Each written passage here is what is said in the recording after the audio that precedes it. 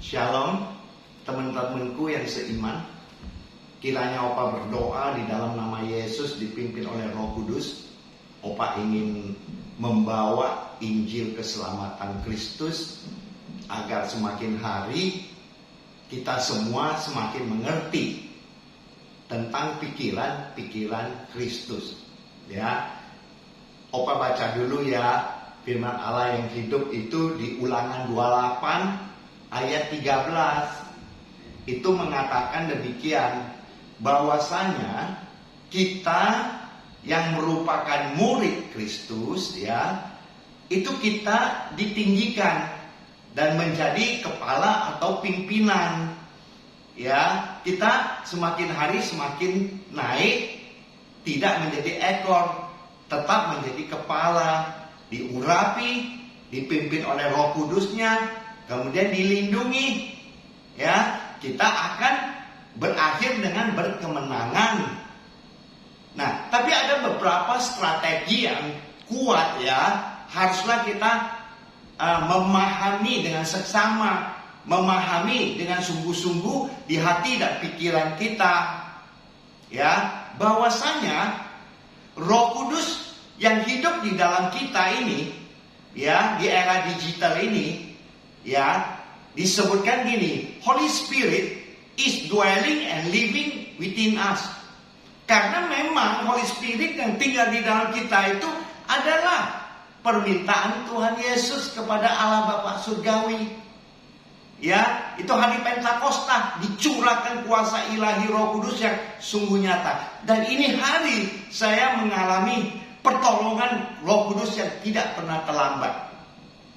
Nah, makanya ini hari saya mau sharing.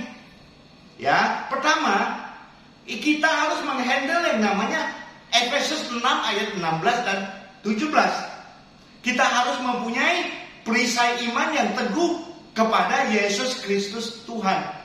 Seperti Nabi Yosua di zaman Perjanjian Lama, dia mempunyai perisai iman yang teguh kepada Allah Bapa Surgawi, maka dia bisa menjadi pimpinan, menggantikan Nabi Musa untuk masuk ke dalam tanah perjanjian. Nah, kemudian perisai iman itu harus disertai dengan pedang roh, yaitu firman Allah yang hidup, yang berkuasa, yang berdaulat. Karena kalau firman Allah udah bersatu padu dengan kita, pikiran kita dan jiwa kita akan timbul pikiran-pikiran Kristus. Karena firman Tuhan yang hidup adalah pikiran Kristus. Kristus adalah firman Tuhan. Oke?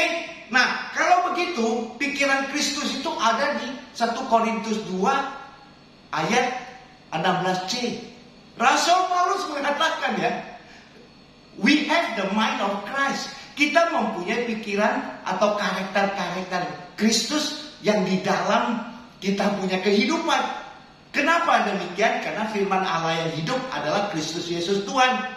Nah, kalau dua poin ini sudah ada, perisai iman, kemudian pedang roh, kemudian kita mengalami yang namanya Galatia 5 ayat 23, yaitu self control. Ya kan, kalau dua poin yang pertama, Efesus 6 dan 16 dan 17, kemudian 1 Korintus 2 ayat 16c, dan kita akan mengalami yang namanya Galatia 5 ayat 23, self control, pengendalian diri yang dipimpin oleh Holy Spirit. Karena kita tidak akan pernah memadamkan api dari Roh Kudus yang menyala-nyala dalam kehidupan kita. Ya, setelah 3 ayat ini timbullah, ya ini teman-teman harus rela berkorban ya. Yang namanya rela berkorban itu bisa rohani, bisa jasmani. Nah, kita melakukan hal tersebut supaya menggenapi yang namanya Holy Spirit fruit, yaitu love, peace, joy. Itu ada 9 buah-buah roh yang kalau kita melaksanakan dengan seksama, dengan sungguh-sungguh, kadangkala kita harus rela berkorban. Yang Tuhan Yesus katakan itu di Markus 12 ya ayat 30 dan 31.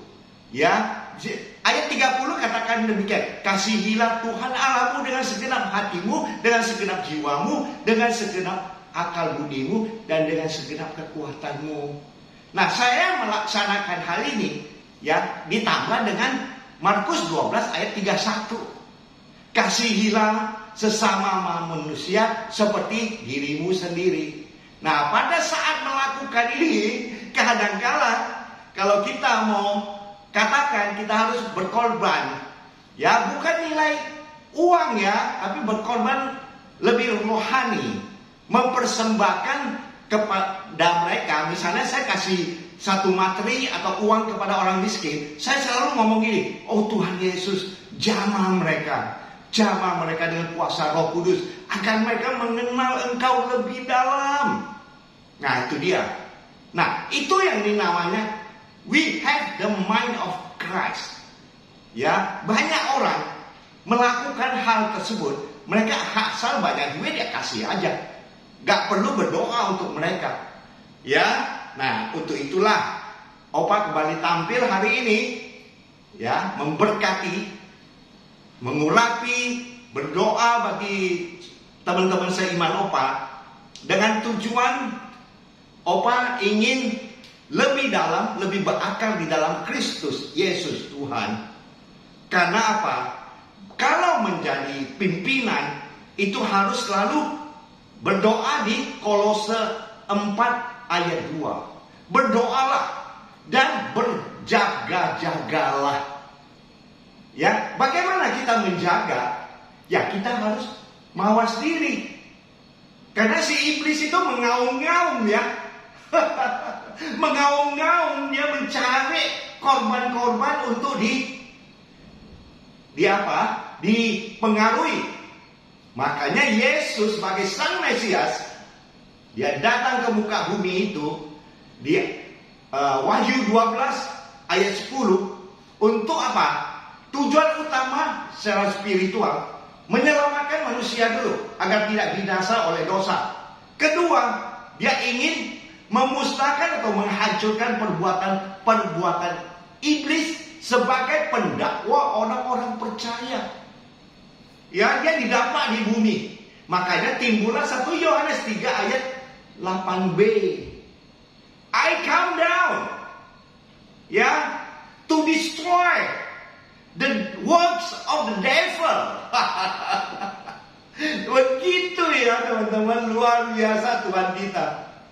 Ya, amin dan amin ya. Sampai next ya. Tapi Opa doakan God bless you all and your family. Semakin firman semakin dekat, semakin ada di hati saudara-saudaraku yang seiman. Amin dan amin.